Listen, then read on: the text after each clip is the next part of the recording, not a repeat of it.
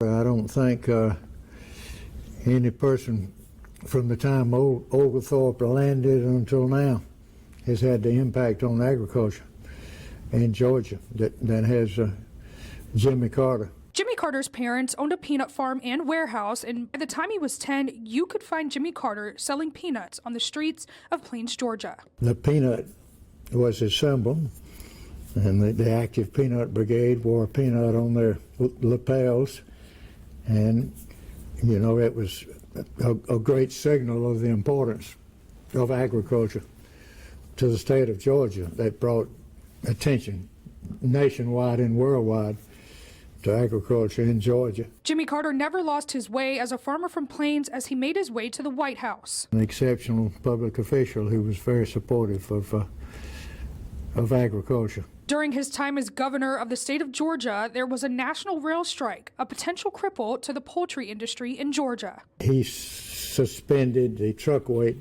limits for the state so that feed could be delivered enough, and had he not done that, the poultry industry in Georgia would have been devastated. And when he made it to Washington, farmers was struggling, and the country was in a recessionary time.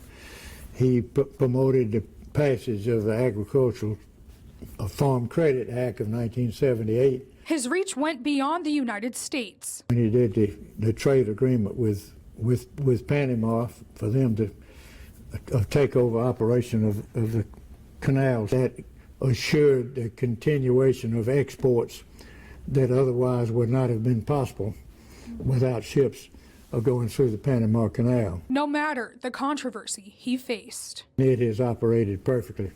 That was many years ago, and it has continued to operate and has expanded. So, you know, history has proven that he was correct and that he provided the leadership at the right time. 1977, not even a year into his presidency, was a time period known as the farm crisis. You know, agriculture goes through cycles, and that unfortunately was one of the low points, but I think he did everything possible to help. That legislation, which he spearheaded and signed into law, kept some farmers in business who would have not survived. His leadership would eventually earn him a place in the Georgia Agricultural Hall of Fame.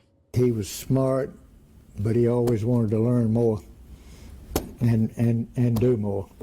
And that, I think that applies not only to what he did in agriculture, but what he's doing in life. He just continues to make things happen in a worthwhile way. It's an honor to know, to have known Jimmy Carter.